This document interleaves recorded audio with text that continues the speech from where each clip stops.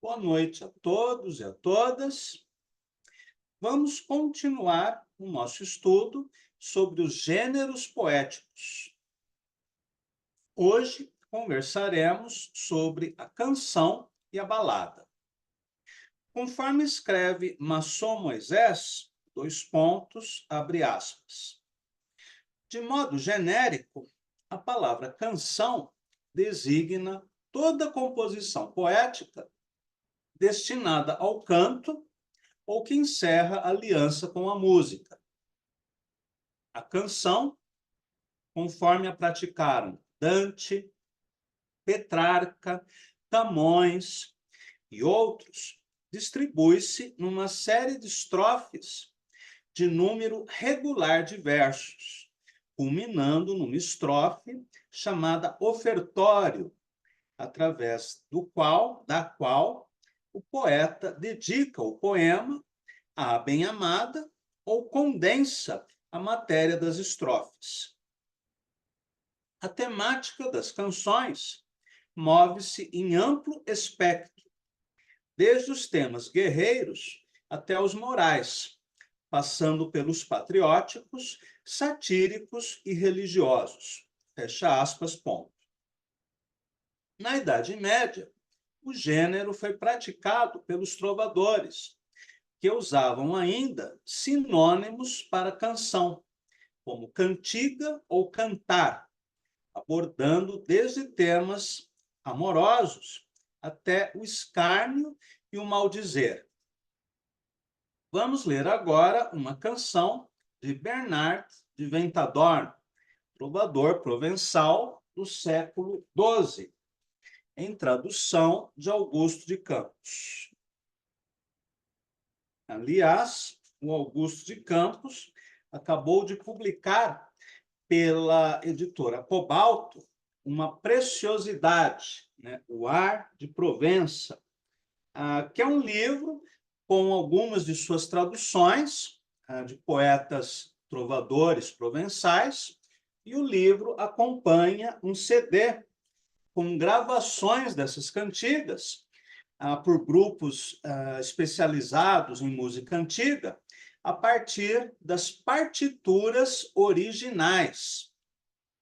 Claro que hoje em dia nem todos ainda têm aparelho de CD em casa, né? Eu mesmo tenho uma coleção com centenas de CDs e não posso ouvir nenhum, porque não tenho mais aparelho de CD. Mas esse livro traz ainda esses QR Codes, que vocês podem, usando o celular, ativarem, né, os links das canções pelo Spotify. E há também gravações dessas músicas disponíveis no YouTube. O nosso colega Hudson, inclusive, já disponibilizou essas faixas sonoras no nosso grupo da escrita criativa. Muito bem, vamos ler a canção de Bernard de Ventadorn, que viveu entre 1150 e 1195. Ao ver a ave leve mover, alegre as canções contra a luz, que se ouvida e deixa colher. O Jorge Amâncio escreveu: tenho, toca CD e toca vinil. Você é um privilegiado, Jorge.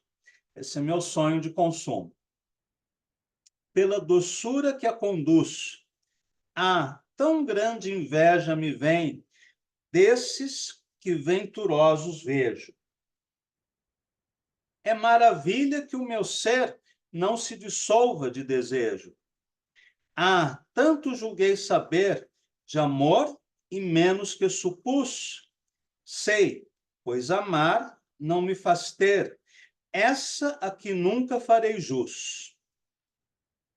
A mim, de mim, e a si também, de mim e tudo que desejo, tomou e só deixou querer maior e um coração sobejo. Eu renunciei a me reger desde o dia em que os olhos pus, no olhar que vi transparecer no belo espelho em que reluz. Espelho, pois que te vi bem, morri na luz do teu reflexo, como, perdido de se ver, Narciso no seu próprio amplexo. Nas mulheres não sei mais crer, nenhuma agora me seduz. Se ela não me quer, se ela não quer me conhecer, as desconheço em minha cruz.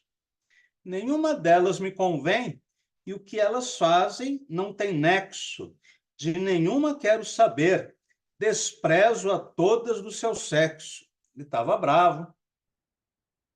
Bem feminino é o proceder dessa que me roubou a paz. Não quer o que deve querer, e tudo o que não se deve, e tudo o que não deve faz. Mas sorte, enfim, me sobrevém. Fiz como um louco numa ponte, e tudo me foi suceder só porque quis mais horizonte. Piedade já não pode haver no universo para os mortais. Se aquela que a devia ter não tem, quem a terá jamais? Ah, como acreditar que alguém de olhar tão doce e clara fronte deixe que eu morra sem beber água de amor em sua fonte? Já que ela não me quer valer e não se move com meus ais, e nem sequer lhe dá prazer que a ame, não lhe direi mais. Parto e abandono todo o bem, matou-me e, morto, lhe respondo. Me vou, pois ela não me quer, a amargo exílio, não sei onde. Tristão, não devo mais dizer, só sei que vou, não sei aonde. Calo o meu verso e o meu viver, da alegria e do amor me escondo. Se Bernard de Ventadorn fosse contemporâneo de Maísa, escreveria várias canções de dor de cotovelo para ela. Muito bem. Esta composição é dividida em estrofes de 8 versos, com métrica de 8 sílabas, em perfeito paralelismo, quase cabralino, com as rimas distribuídas na sequência AB, AB, CD, AD.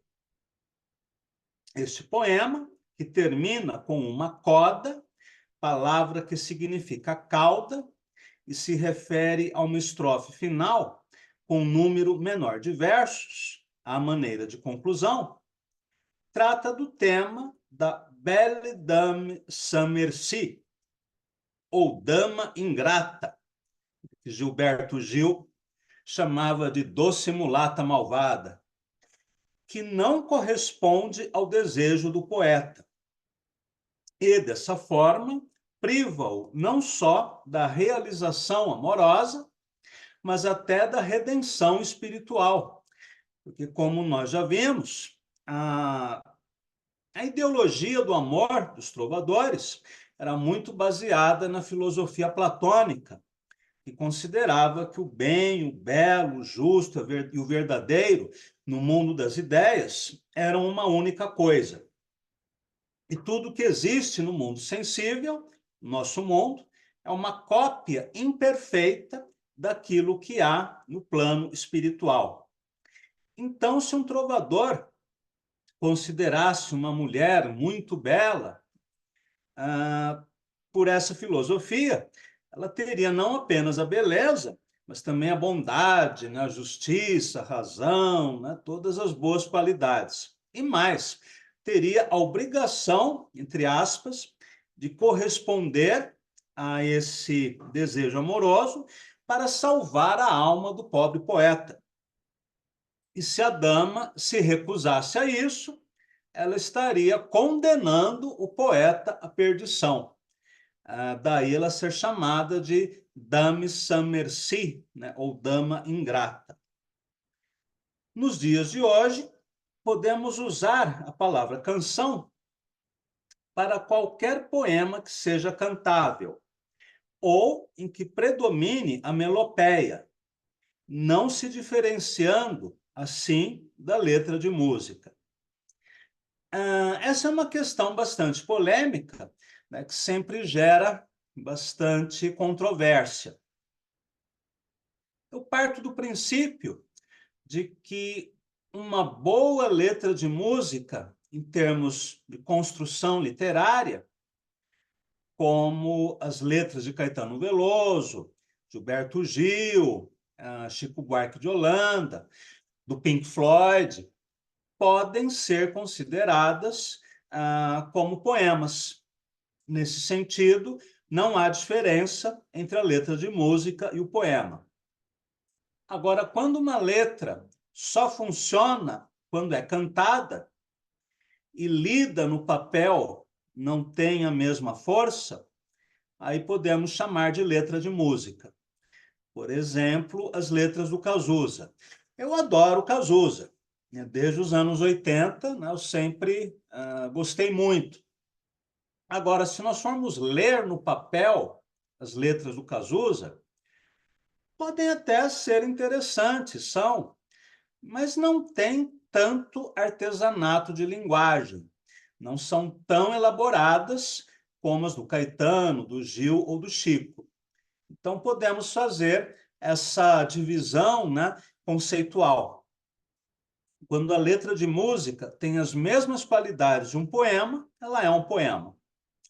Quando ela precisa do canto e do acompanhamento instrumental para ser eficiente, aí ela é apenas uma letra de música. Bem, vamos ler agora outra canção de Bernard de Ventadorn, também traduzida por Augusto de Campos. O tempo vai e vem e vira, por dias, por meses, por anos. Mas o desejo que me tira a vida e dá só desenganos é sempre o mesmo, eu nunca mudo. Só quero a ela mais que tudo, a ela que só me dá tormento. Bernard Ventadorn não foi muito feliz no amor. Ela ainda ri como antes rira. A mim vêm as dores e os danos, pois nesse jogo a que me atira, só ganho enganos sobre enganos. O amor é um jogo perdido quando ele é só por um mantido, se não houver entendimento.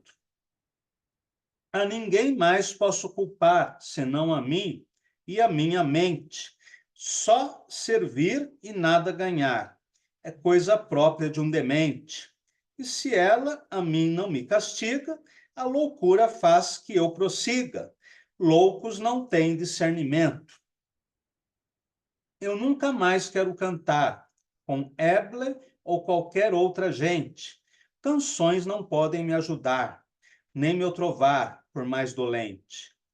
Tudo o que eu faça ou o que eu diga é nada para que eu consiga dela qualquer abrandamento. A alegria é só aparência, por dentro estou estraçalhado. Onde se viu dar penitência a alguém antes de ter pecado? Mais eu peço, mais ela é dura. Ah, se ela não tiver brandura, eu vou morrer, já não aguento. É outra tópica da poesia medieval, né? A morte de amor. Mas à cruel subserviência me submeto de bom grado, pois creio, na minha demência, que ainda serei recompensado. É o que nos mostra a Escritura. Um dia apenas de ventura vale mais do que todo um cento. Não a abandono, é a minha vida, enquanto esteja salvo e são. Mesmo depois de revestida, a espiga ao vento ainda é canção. Por mais que seja desalmada, jamais direi que ela é culpada. Só lhe peço um pouco de alento. Ah, doce dama tão querida, corpo bem feito, fino pão. Ah, cara face colorida, que Deus formou de sua mão. Todo esse tempo desejada, nenhuma outra mais me agrada, de outro amor não me alimento. Formosa dama bem dotada, quem vos formou tão bem formada, há de aplacar meu sofrimento. Muito bem. Aqui nós temos a melopeia, mas também jogos de pensamento, né? Aquilo que Pound chamaria de logopeia. Esta canção é dividida em estrofes, perdão. Esta canção é dividida em 8 estrofes de 6 versos, mais um terceto final, né, a coda, com métrica de 8 sílabas, e as rimas divididas na sequência AB, AB, CC, D. Assim como na composição anterior, aqui também temos forte musicalidade, construída pela escolha criteriosa das palavras, uso de assonâncias, aliterações e, sobretudo, pela fluência melódica, sendo um bom exemplo daquilo que Pound chamava de melopeia. É interessante também comentarmos a escolha do metro de 8 versos, né? Da métrica de 8 sílabas, perdão, pelo Bernard de Ventadorn. O metro curto, de 7 sílabas, 8 sílabas, é o mais adequado ao cantar, que eu me refiro tanto aos trovadores quanto à música popular brasileira, que muitas vezes utiliza métrica de 7 a 8 sílabas. Bem, a balada é um outro gênero muito praticado pelos trovadores. Segundo Masson Moisés, abre aspas. Sob o vocábulo balada, escondem-se 2 formas líricas convergentes e algo distintas. A primeira, de origem folclórica, popular ou tradicional, não constitui monopólio de qualquer literatura europeia, visto que se desenvolve tanto entre povos anglo-saxões, eslavos, balcânicos, gregos, como entre os romanos, finlandeses, espanhóis e portugueses.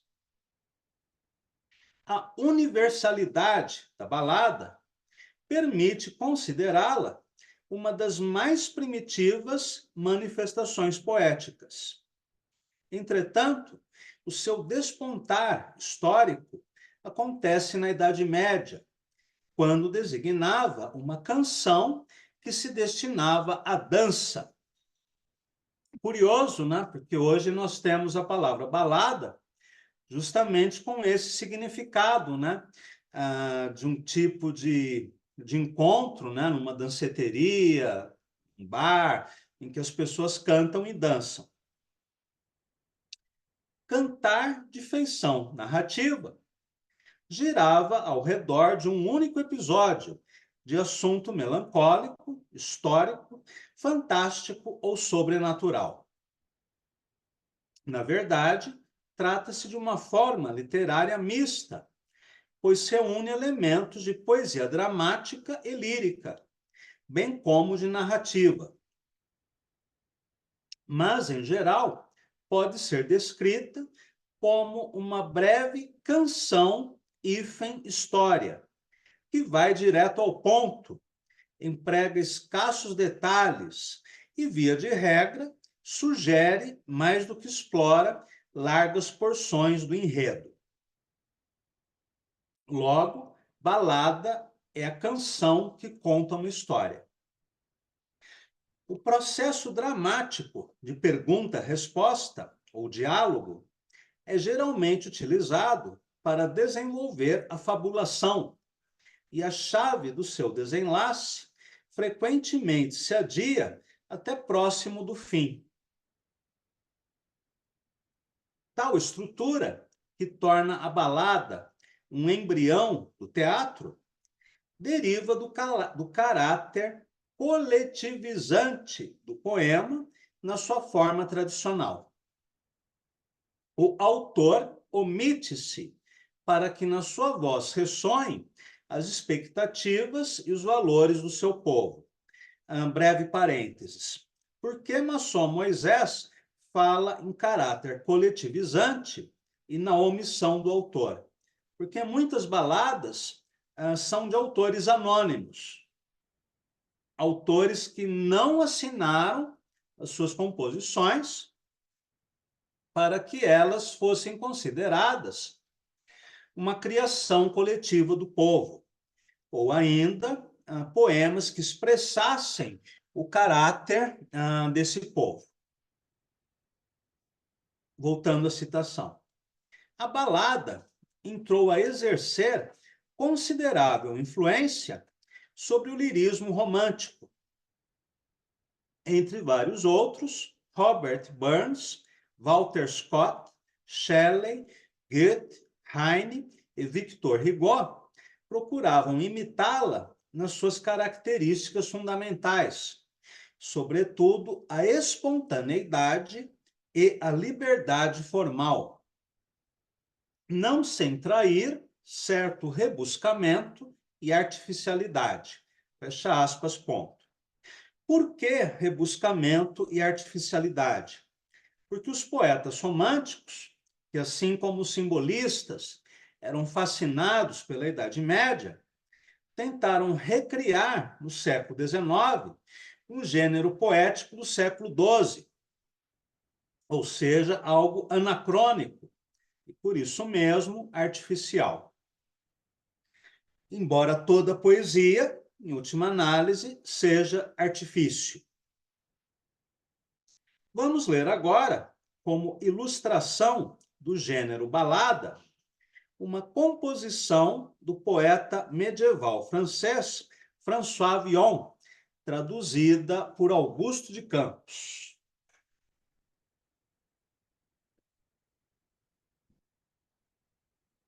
A tradução que eu vou ler está no livro ABC da Literatura, de Ezra Pound. Balada dos Enforcados. Irmãos humanos que ao redor viveis, não nos olheis com duro coração, pois se aos pobres de nós absolveis, também a vós Deus vos dará perdão. Aqui nos vedes presos. 5, 6. Quanto era carne viva que comia, foi devorado e em pouco apodrecia. Ficamos cinza e pó, os ossos sós, que de nossa aflição ninguém se ria, mas suplicai a Deus por todos nós.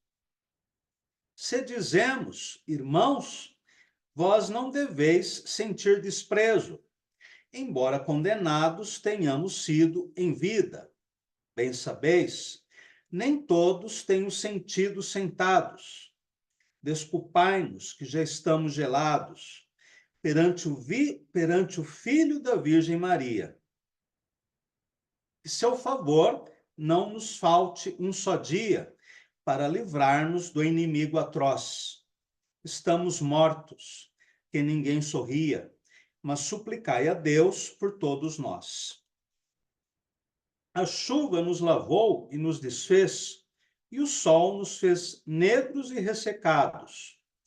Corvos furaram nossos olhos, e eis-nos de pelos e cílios despojados, paralíticos, nunca mais parados, para cá, para lá, como o vento varia, ao seu talante, sem cessar, levados, mais bicados do que um dedal. A vós não ofertamos nossa confraria, mas suplicai a Deus por todos nós. Meu príncipe Jesus, que a tudo vês, não nos entregues à soberania do inferno, que só ouvimos tua voz. Homens, aqui não cabe zombaria, mas suplicai a Deus por todos nós. Muito bem.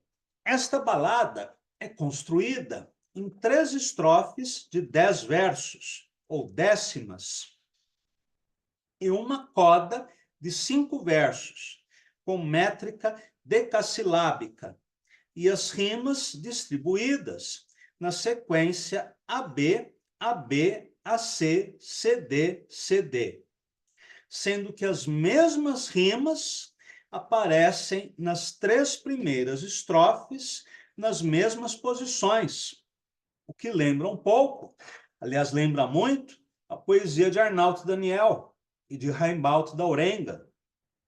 Vamos ler apenas as rimas no final de cada estrofe. Viveis coração, absolveis perdão, seis comia, apodrecia, sós, ria, nós.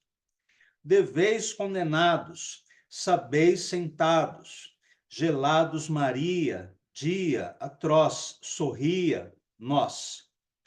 Desfez, ressecados, eis despojados, parados, varia, levados, a vós, confraria, nós. O poema, de tom solene, elegíaco, começa com um vocativo. Irmãos humanos que ao redor viveis, no qual o poeta apresenta uma das principais ideias da composição, a da igualdade entre os seres humanos, inclusive a igualdade entre pecadores e virtuosos. É a partir dessa ideia de fraternidade que Villon expressará o seu pedido de compaixão e misericórdia, que encontra força expressiva e tom emocional mais intenso na última linha. Mas suplicai a Deus por todos nós. Na primeira estrofe, há um desenvolvimento lógico dessa ideia principal, pois, se os pobres de nós absolveis, também a vós Deus vos dará perdão. Recurso quase conceptista, que nos faz lembrar dos sermões do Padre Vieira, que também usava mecanismos lógicos semelhantes para defender as suas ideias.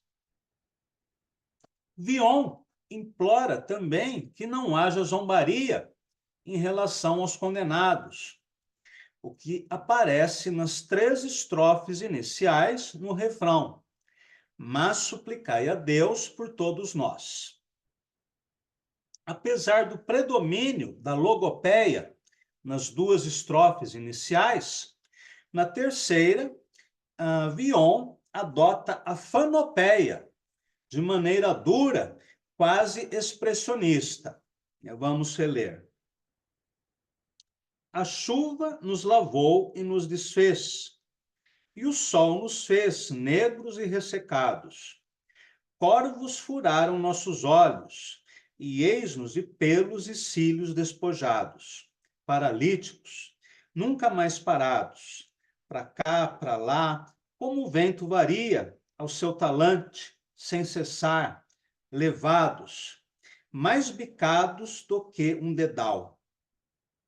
A vós não ofertamos nossa confraria, mas suplicai a Deus por todos nós. Interessante essa imagem, mais bicados do que um dedal. Se vocês se recordam, né, do dedal, ele é aquela peça metálica, né, cheia de furinhos, que a costureira coloca no dedo indicador, né? E do mesmo modo que o dedal está cheio de furinhos, os corpos dos condenados à forca, bicados pelos corvos, também apresentam vários ferimentos. Então, uma imagem bastante forte. Na quarta estrofe, a coda de 5 versos, Villon apresenta um novo vocativo, dessa vez dirigido a Jesus Cristo, suplicando para não ser condenado ao inferno, seguido de outro vocativo, agora dirigido aos irmãos humanos, para que guardem o sarcasmo e o desprezo. Vamos ler agora a Balada da Gorda Margot, também de François Villon, mas com um timbre diferente, erótico satírico.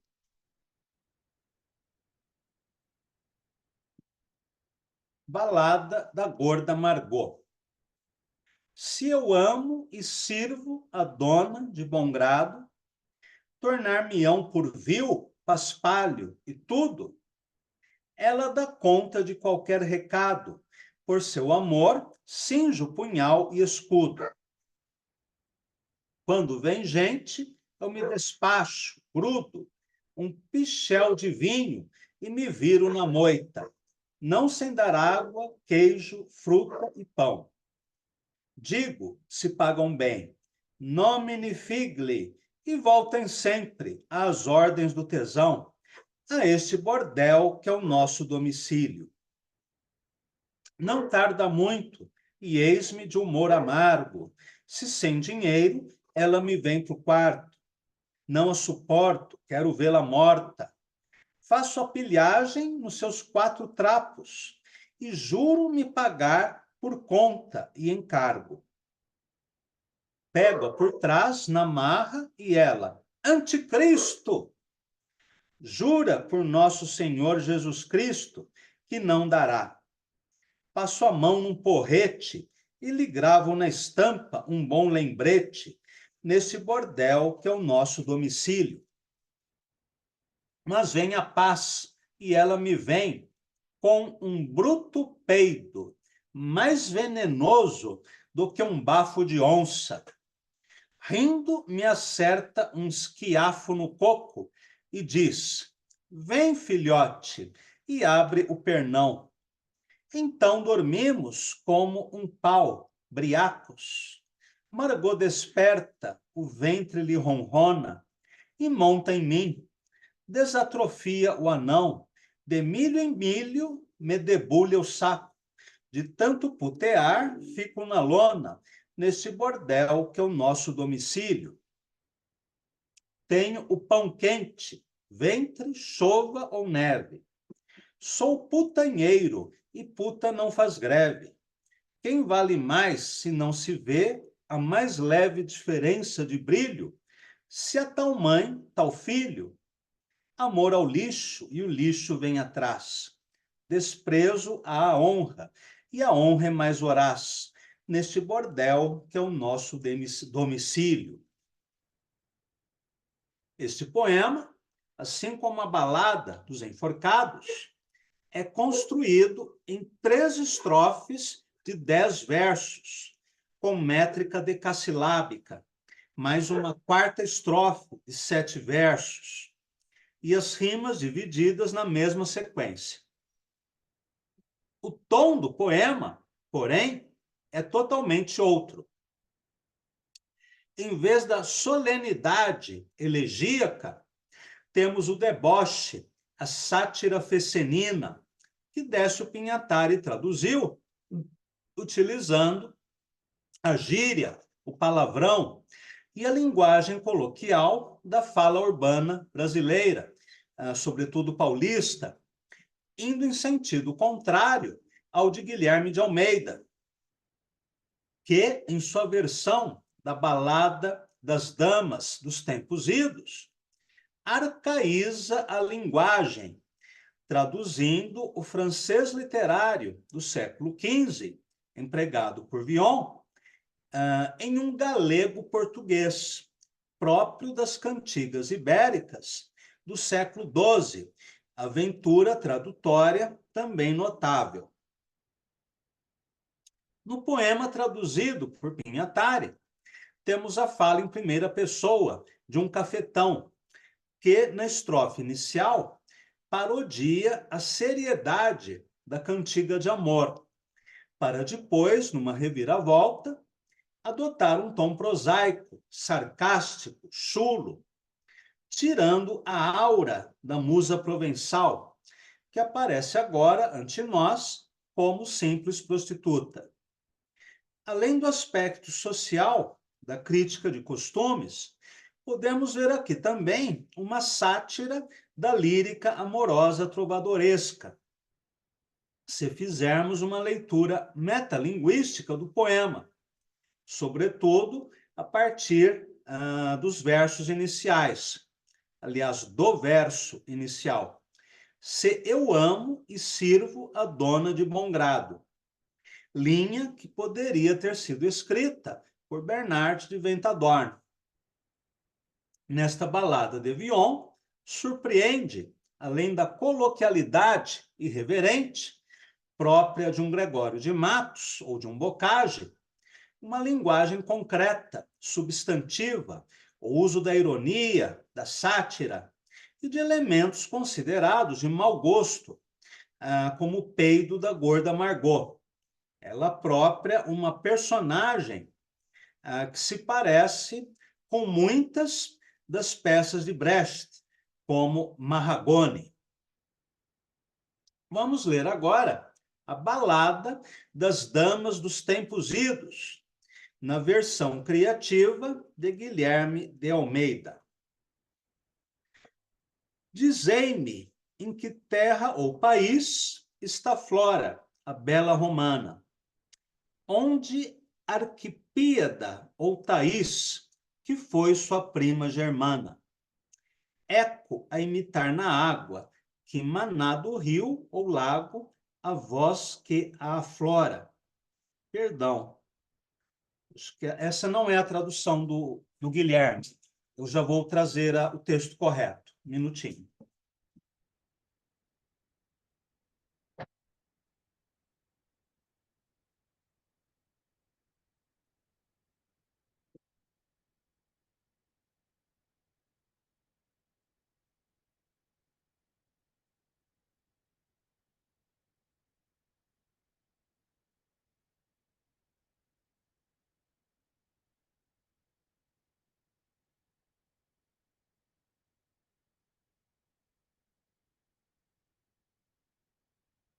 Então, Balada das Damas dos Tempos Idos. Diga desmu em que país eflora a fremosa romana, Arquipíades, ó Thaís, que foi sua prima germana. Eco a falar-se ruído emana, destanho ob ribeiras, que vã, que beleza houve, mais que humana. Mas o são as neves d'entã. Mas onde estão as neves de antanho, né? Em galego-português, o Guilherme traduziu como mas o são as neves d'entã. Uma outra tradução possível seria onde estão as neves de ontem. A mui acordada Eloís, por quem crastado pos sotana, pero Abelardo em Saint-Denis, por seu amor houve tal dano.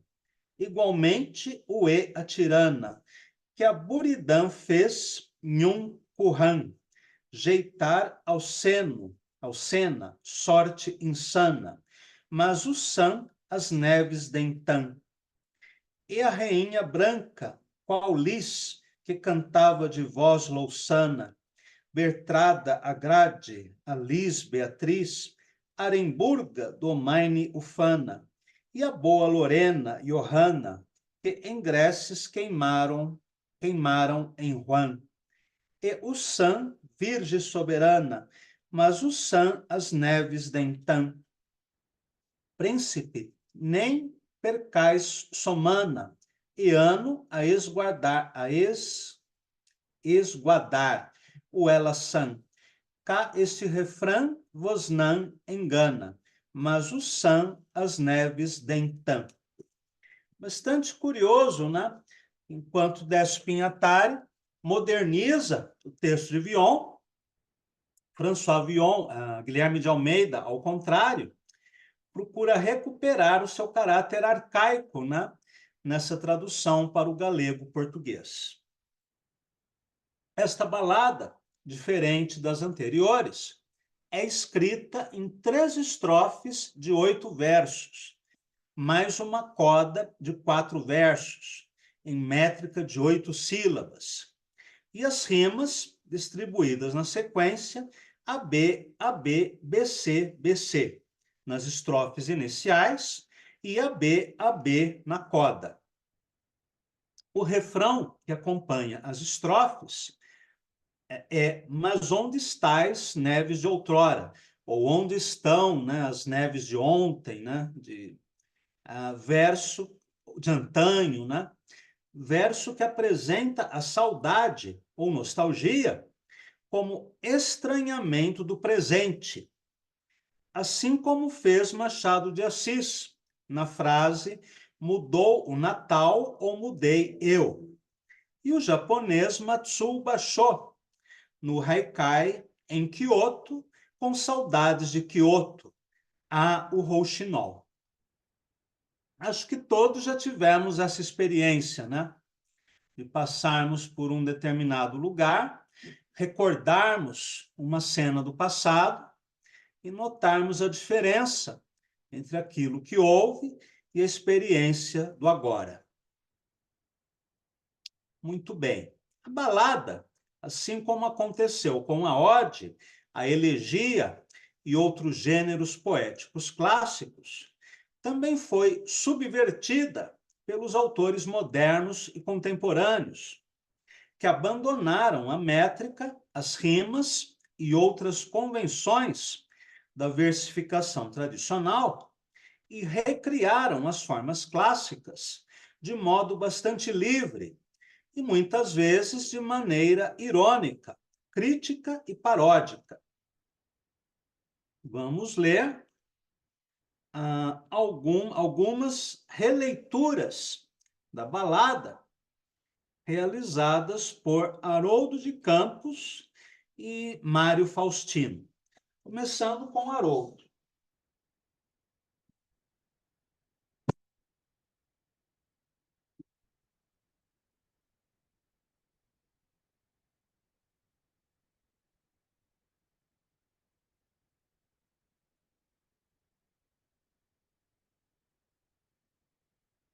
Eu vou localizar o poema.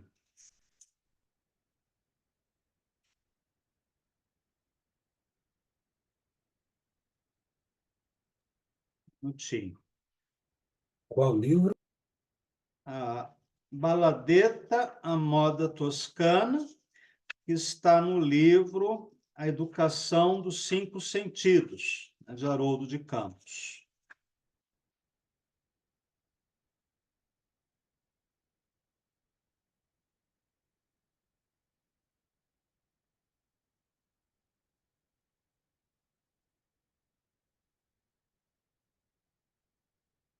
Pronto.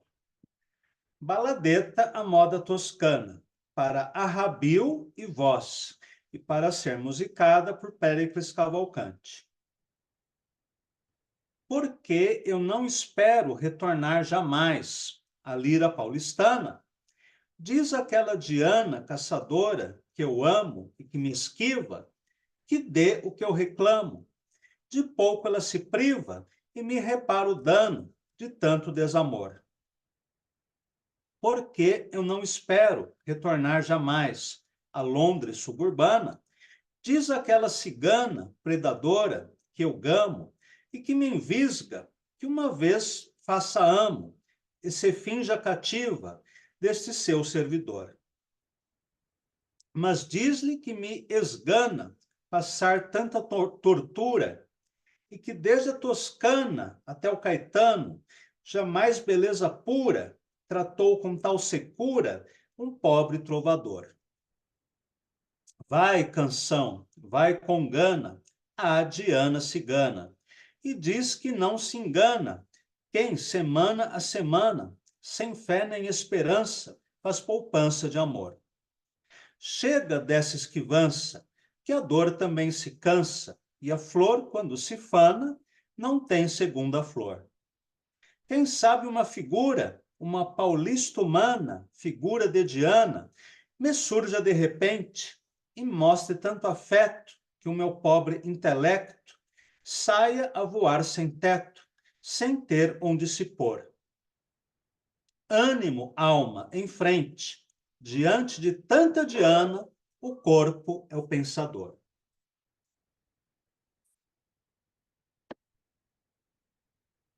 A baladeta à moda toscana é inspirada numa canção de Guido Cavalcanti, poeta italiano do século XIII, amigo de Dante Alighieri, e um dos integrantes do grupo do Doce Estilo Novo, que renovou a poesia italiana pelo uso da língua vernácula em vez do latim, do soneto decassilábico e do tema amoroso, em que o erótico se mistura ao espiritual, por influência da sociedade gnóstica Fideli d'Amore, os fiéis do amor, vizinha da heresia cátara, que imperou entre os trovadores provençais. No poema de Haroldo de Campos, há uma paródia do verso inicial de um poema de Guido Cavalcanti, que, em tradução para o português, diz: porque eu não espero retornar jamais à Toscana, que o poeta concreto transforma em porque eu não espero retornar jamais à Lira Paulistana, casa de shows musicais em São Paulo, onde se apresentaram, na década de 1980, artistas como Itamar Assunção e Arrigo Barnabé. O famoso verso de Guido Cavalcanti, aliás, também foi parodiado pelo poeta norte-americano T.S. Eliot. Because I do not hope to turn again. Outra citação, incluída na transcriação haroldiana, é a do verso, pedaço de frase, né? Beleza Pura, da canção de Caetano Veloso, citado nominalmente no poema, como um moderno trovador baiano. Inteligente também é o jogo de rimas, que utiliza de 8 sons distribuídos de maneira diversa nas 5 estrofes da composição. Nas 2 primeiras, a sequência das rimas é igual, variando nas demais seções. Apesar das citações intertextuais e da dedicatória ao músico Péricles Cavalcanti, em que Haroldo de Campos escreve para arrabil e voz, sendo o arrabil um instrumento de arco de origem árabe, muito usado na Idade Média, não há uma recriação formal da balada. Verificamos certo paralelismo na repetição do mesmo verso como linha inicial nas 2 primeiras estrofes.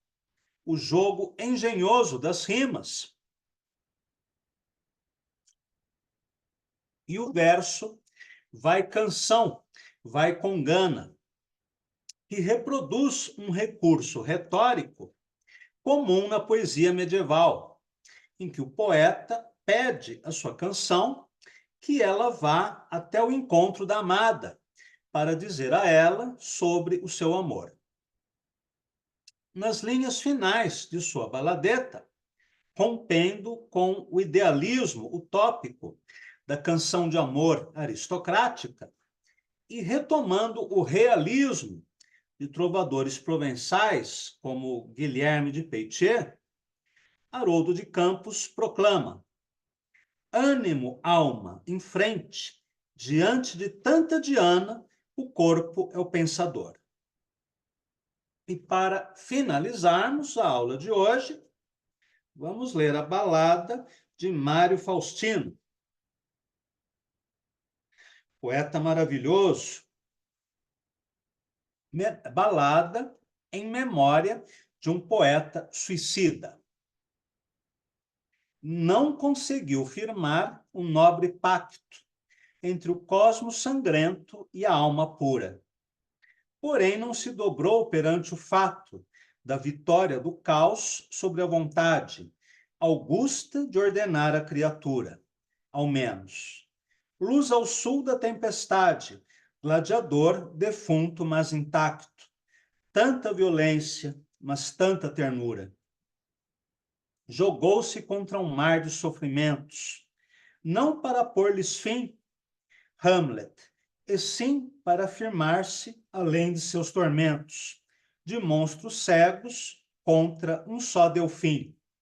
Frágil, porém vidente, morto ao som de vagas de verdade e de loucura.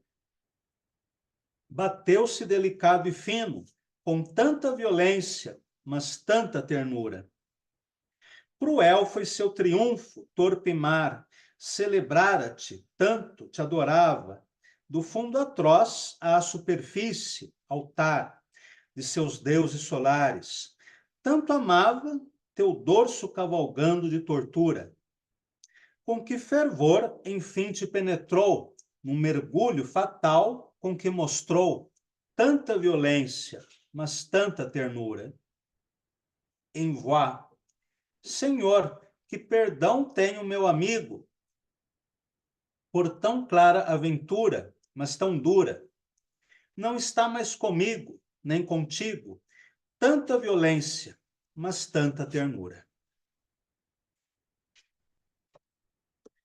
Este é um poema escrito em versos decassilábicos, divididos em uma estrofe breve, de 8 linhas, e uma estrofe longa, de 16 linhas, havendo uma relação matemática entre o 8 e o 16, mais uma coda de 4 versos, que o poeta intitula como envoi.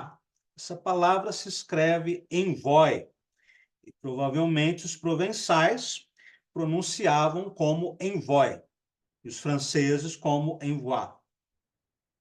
As rimas, na primeira estrofe, são divididas na sequência AB, AC, BC, AB. Na segunda, AB, AB, CD, ED. EF, GF, GE, H, HE. Na estrofe curta, final, o poeta usa a sequência AB, AB.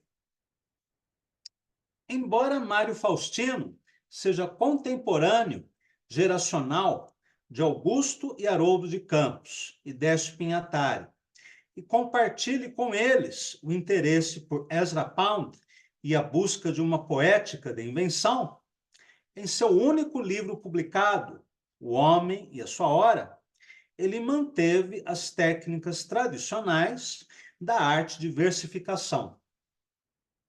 O seu experimentalismo está presente no longo poema inacabado que estudaremos em outra oportunidade.